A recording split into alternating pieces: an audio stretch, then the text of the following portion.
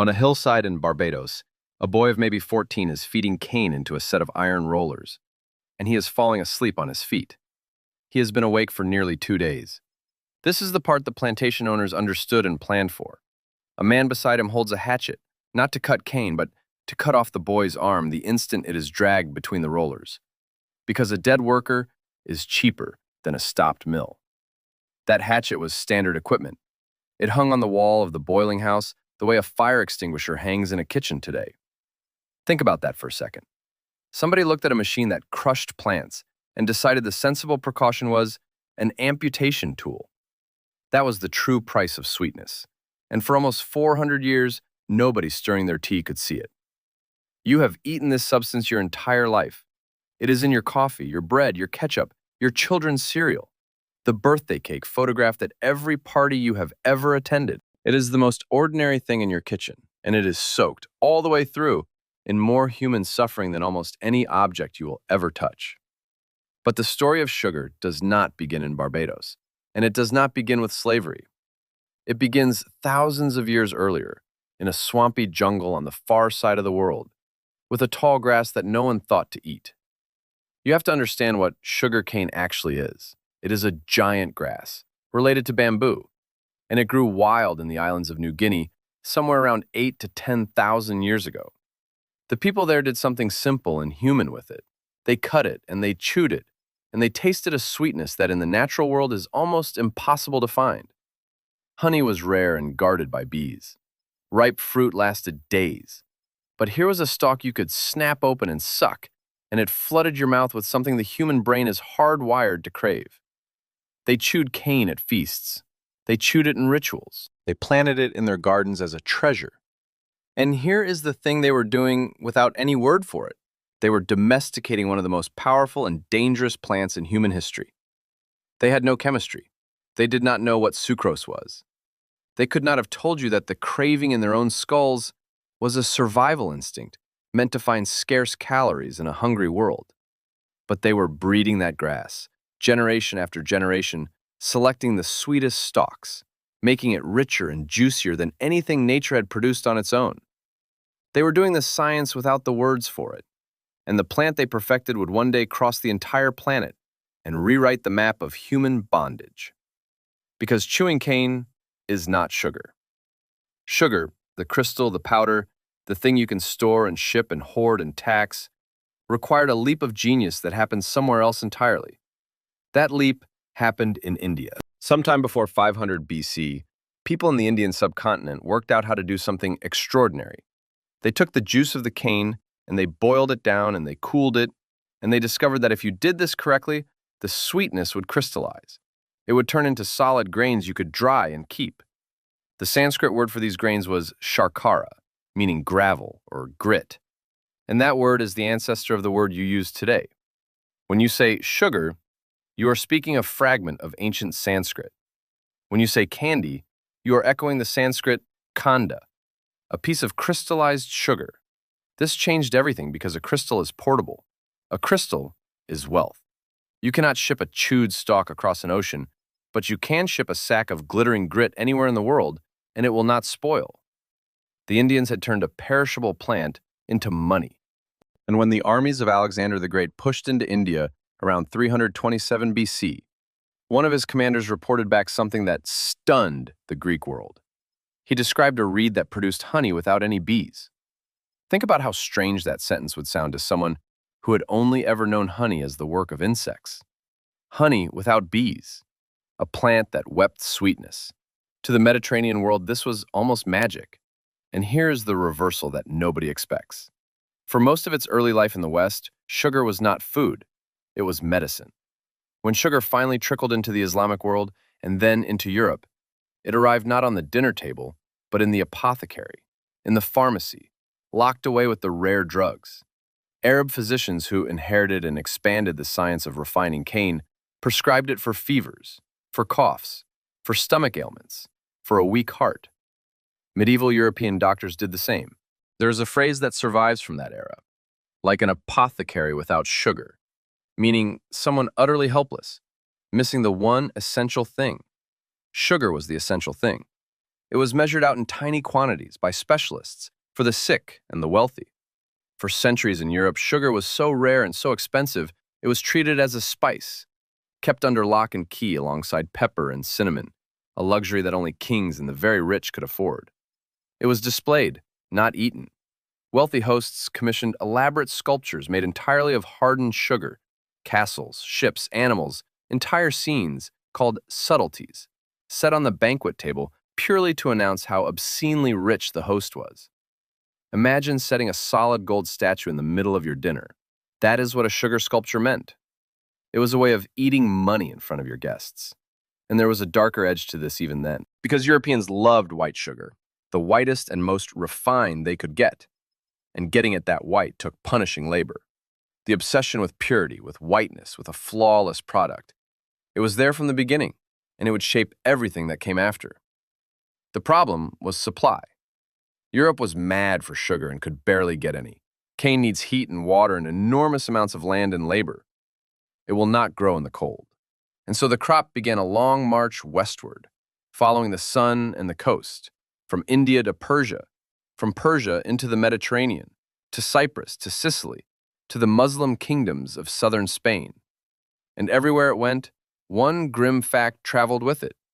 Sugar is one of the most labor-punishing crops human beings have ever cultivated. Here's what nobody tells you about cane. The moment you cut it, the clock starts. The juice inside begins to sour and lose its sugar within a day or two. So harvest and processing cannot be separated. You cannot cut the cane, store it, and deal with it later. It has to be cut, crushed, boiled, and crystallized almost immediately in one unbroken, brutal chain.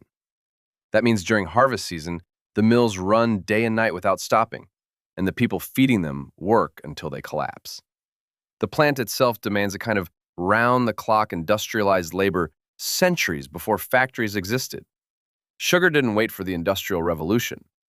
In a sense, sugar was the first factory, and it ran on human bodies. For a while, that labor came from a mix of hired workers, peasants, and enslaved people from around the Mediterranean. It was already harsh. But it had not yet become the machine of mass death it was about to become. That transformation needed two more things. It needed islands, empty and warm and perfect for cane. And it needed a source of human beings that Europeans were willing to work to death without limit. The clock had already started ticking on both. The world just hadn't heard it yet. The islands came first. When Portuguese and Spanish sailors pushed out into the Atlantic in the 1400s, they found islands off the coast of Africa, Madeira, the Canaries, São Tomé, that were warm, wet, and empty of any power that could stop them. On Madeira, whose very name means wood, they burned the forests to clear the land, and they planted cane. And it worked. By the end of the 1400s, tiny Madeira was one of the largest sugar producers in the world. And on the island of São Tomé, off the coast of Central Africa, the Portuguese assembled the template for everything that would follow: a hot island, vast sugar plantations, and a workforce of enslaved Africans, purchased along the nearby coast and shipped in to be worked to death. São Tomé was the prototype. It was the laboratory where Europeans learned that you could combine an island, a sugar mill, and enslaved African labor into a machine that produced staggering wealth. They tested the model there, and they found that it worked, and they were about to carry it across an ocean and multiply it 1,000-fold. Because in 1492, a Genoese sailor working for the Spanish crown crossed the Atlantic looking for a shortcut to the spices and gold of Asia. He found neither. What Christopher Columbus found instead was a new world with a warm, wet, endless expanse of land perfect for one particular crop. On his second voyage in 1493, he carried sugarcane cuttings to the Caribbean. He was hunting for gold, and he walked right past the real treasure. Not the metal in the rivers, but the black soil that would grow white gold beyond anyone's imagining. The cane took to the Caribbean and to Brazil like it had been waiting for them. The climate was perfect. The land was vast. There was only one missing ingredient, and the Europeans knew exactly what it was, because they had already worked it out on São Tomé. They needed people to burn. What happened next is the emotional center of this entire story, and I am not going to rush it because it deserves to be felt. The Europeans first tried to enslave the native peoples of the Americas. That effort collapsed, catastrophically, because those peoples were dying in numbers almost impossible to comprehend, killed by smallpox, measles, and other diseases carried across the ocean, against which they had no immunity. Whole nations vanished within a generation or two. And so the colonizers turned to Africa, and they built the largest forced migration in human history to feed a craving for sweetness. Over roughly 4 centuries, an estimated 12.5 million African men, women, and children were loaded onto ships and carried across the Atlantic in chains. 12.5 million. Around 2 million of them died during the crossing itself, in the dark, in the filth, in the packed holds of ships, and their bodies were thrown into the sea. And of the 10.5 million who survived the Atlantic, the largest single share, more than any other destination, were sent not to the fields of North America, but to the sugar islands and the sugar coasts of the Caribbean and Brazil. This is the fact that should reorganize how you see history. When you picture Atlantic slavery, you probably picture cotton fields in the American South. But the United States received only a small fraction of the enslaved Africans brought across the ocean, somewhere around 4 to 5%. The overwhelming majority went south, to the sugar colonies. Slavery in the Americas was, first and above all, about sugar, and sugar killed its workers faster than almost anything else they could have been forced to grow. On a cotton plantation, brutal as it was, the enslaved population over time tended to grow. On a sugar island, it shrank. The work was so lethal, the conditions so extreme, that enslaved people died faster than children were born. On many Caribbean sugar plantations, a newly arrived African had a life expectancy measured in a handful of years. The planters knew this. They did the math, and they made a cold decision. It was cheaper to work a human being to death in 7 years and buy a replacement than to keep that human being alive. 7 years. 7 years, and then you buy another person. Let me take you inside the machine, because the abstraction hides the horror. Picture the harvest. In the blazing heat, enslaved men and women swing machetes for 18, 20 hours a day, cutting razor-edged cane that slashes their hands and arms open. The cut cane goes to the mill, where those iron rollers wait. The same rollers that boy was feeding at the start of this story. Feeding cane into rollers by hand, half asleep in the dark, is how you lose an arm. And that is why the hatchet hung on the wall.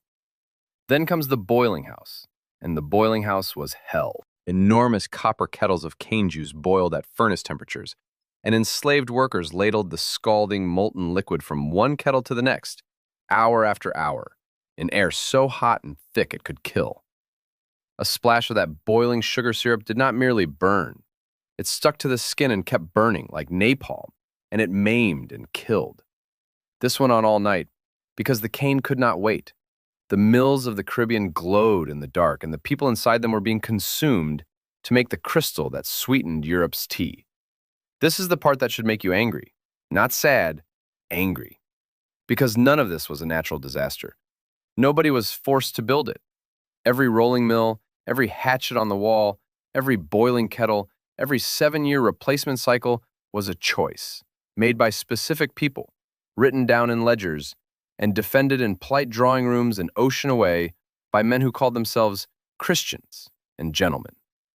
And the sweetness flowed. By the 1700s, sugar was no longer a medicine or a luxury sculpture on a rich man's table. It had become the fuel of ordinary daily life. And the thing that drove the demand higher than anyone imagined was another pair of bitter foreign crops: tea and coffee. Tea from Asia, coffee from Africa and Arabia, both of them bitter, both of them suddenly cheap, and both of them transformed by a spoonful of sugar into something the working poor of England could crave and afford. A hot, sweet cup of tea became the fuel of the British working day. It gave calories to factory workers who couldn't afford meat. The British Empire ran on sweet tea, and sweet tea ran on slavery. The numbers are staggering. Over the 1700s, British sugar consumption increased something like 20-fold. By the end of the century, the average person in Britain was consuming around 18 pounds of sugar a year, and climbing. A substance that had been locked in the apothecary 2 centuries earlier was now in the cup of nearly every household in the country, and every pound of it was tied by an unbroken chain back to a body in a boiling house in the Caribbean. This was the triangle they built, and I want you to see its cold geometry.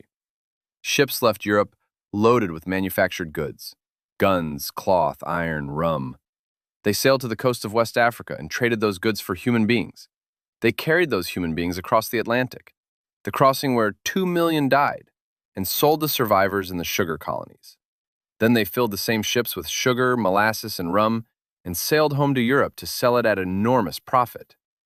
3 legs. Every leg made money. And the whole engine turned on the appetite of people sweetening their tea, who never had to see any of it. The wealth this generated is almost impossible to overstate. The tiny sugar island of Barbados became, for a time, the single richest colony in the entire British Empire, a speck of land producing more wealth than vast stretches of the mainland. The French sugar colony of Saint-Domingue, on the western half of the island of Hispaniola, became the most profitable colony in the entire world. One small colony producing a huge share of the sugar and coffee consumed on the planet, generating fortunes that built mansions and banks and whole city districts back in France. And it did so by consuming human beings at a rate that defies belief. Saint-Domingue worked its enslaved population so hard that it had to import tens of thousands of new Africans every single year, just to replace the ones who died. The richest colony on earth was, functionally, a death camp with a sugar mill. This decision seemed small at the time. Each time it was made, one more ship, one more purchase, one more spoonful. It was not. Now let me give you the villain, because this was not a faceless system. It had authors, and they signed their names. Consider the plantation owners and their defenders, the men who sat in the parliaments of Europe and argued, with numbers and scripture, that this arrangement was good and necessary and ordained. When the movement to abolish the slave trade finally gathered force in Britain in the late 1700s, the sugar interest, the wealthy planters and merchants who had grown fat on the trade, fought it savagely. They warned that abolishing slavery would collapse the economy, ruin the nation, hand advantage to their enemies. They insisted the enslaved were content, well-treated, even fortunate. They said these things not in private whispers, but in official speeches and printed pamphlets, in the public record for anyone to read. And here's the detail that tells you everything about who actually paid and who actually profited. When Britain finally abolished slavery across its empire in the 1830s, it paid out an enormous sum in compensation, 20 million pounds, an astronomical figure, something like 40% of the entire national budget at the time. But that money did not go to the people who had been enslaved, not a penny. It went to the slave owners, as compensation for the loss of their property. The enslaved were freed and given nothing. Their masters were paid a fortune for having owned them. The British government borrowed so much money to pay off the slaveholders that the debt was not fully paid down until the year 2015. Sit with that for a moment. There are people alive today who, through their taxes, were still helping to pay off the compensation given to slave owners, not to the enslaved, to the owners. But before abolition ever came from above, the enslaved took their own freedom from below. And this is the part of the story that belongs to them and no one else. In 1791, in that richest colony on earth, Saint-Domingue, the enslaved rose up. What began as a revolt became a revolution. The only time in recorded history that a massive slave uprising succeeded in founding a free nation. They fought the French, they fought the Spanish, they fought the British, they fought Napoleon's army, and they won. In 1804, they declared independence and took back the island's original indigenous name. They called it Haiti. The people who had been fed into the sugar machine tore it apart with their hands and built a country on the ruins. That is their story. It belongs to them. Whatever came after, whatever the great powers did to punish and isolate and bankrupt Haiti for the crime of freeing itself, and they did cruelly for generations, that first act stands.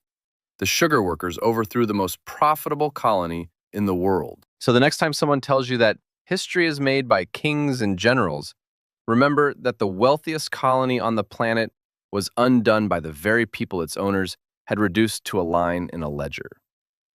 Now let's come back to your kitchen, because sugar's story doesn't end with abolition. It just changes shape. After the enslaved were freed, the sugar barons did not simply give up their machine. They went looking for new bodies, and they found them in a system called indentured labor, workers, mostly from India. bound by contracts they often couldn't read, shipped across the oceans to the sugar colonies of the Caribbean, of Fiji, of Mauritius, of South Africa. Over 1.5 million people were moved this way. It was not chattel slavery, but it was coercion at industrial scale. And it is the reason there are large communities of Indian descent in Trinidad, in Guyana, in Fiji today. Sugar didn't just move Africans. It rearranged the ethnic map of the entire planet. Whole nations exist in their current form because of the demand for one sweet crystal. And the sugar kept flowing cheaper and cheaper until it stopped being a luxury at all and became something more dangerous, a default. In the 1800s, a German chemist discovered how to extract sugar from the sugar beet, a root that grows in cold climates, which meant Europe could finally grow its own sugar without any islands and without any cane at all.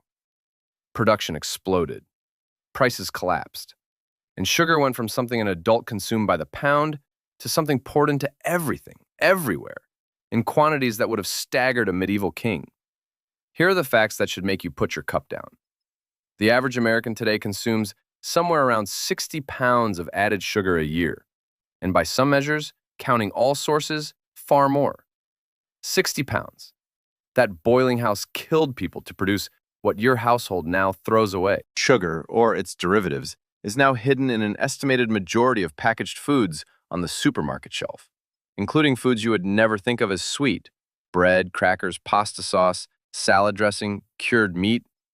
And in the 20th century, the sugar industry ran one of the great cover-ups in the history of food. In the 1960s, the sugar industry in the United States quietly funded scientific research designed to shift the blame for heart disease away from sugar and onto dietary fat. Internal documents uncovered decades later revealed that a sugar trade group paid respected scientists to publish reviews that downplayed sugar's role in heart disease and pointed the finger at fat instead. For decades, public health advice, government guidelines, the food on your table, all of it was shaped by research the sugar industry had secretly paid to steer. A crop that had already bought slavery and revolution went on to buy science itself. There is even sugar in the story of modern war and modern rocketry. The alcohol distilled from sugar, rum, was for centuries the drink of navies and the currency of the slave coast. And in a strange final twist, one of the simplest solid rocket propellants an amateur can make, the kind used in homemade and hobby rockets, is built from ordinary sugar mixed with an oxidizer. The same crystal chewed in a New Guinea garden 10,000 years ago can be packed into a tube and lit to push a rocket off the ground, from a jungle reed to the edge of the sky. But let me leave the wow facts and take you back to that hillside. Go back to the boy at the rollers. 14 years old, awake for 2 days, feeding cane into iron in the dark, with a man beside him holding a hatchet, ready to take his arm so the mill wouldn't stop. That boy was not a symbol, he was a person, with a name he was born with in Africa, and a life that was stolen from him for a crop. He was one of millions, and the entire monstrous apparatus that put him there, the ships, the triangle, the death camp colonies, the fortunes, the paid-off scientists, all of it existed to produce the ordinary white grains sitting in a bowl on your counter right now. Think about that the next time you stir a spoonful into your coffee. The most common, most harmless, most invisible substance in your kitchen was, for 400 years, the single greatest driver of human bondage the world has ever known. It built empires and bankrupted them. It moved 15 million human beings across oceans in chains and contracts. It toppled the richest colony on Earth. It rewrote which peoples live on which islands. And it did all of it while pretending the entire time to be nothing more than something sweet. You will never look at sugar the same way again. Before you go, I want to hear from you. And be specific, because I read these. Tell me which one hit you hardest. The boiling houses where a splash of molten sugar killed like napalm. The fact that British taxpayers were still paying off compensation to slave owners as recently as 2015, or the sugar industry secretly paying scientists to blame fat instead. Drop it in the comments, tell me why. And if this changed the way you see the bowl on your kitchen counter, share it with one person who takes sugar in their coffee. They deserve to know what they're really holding.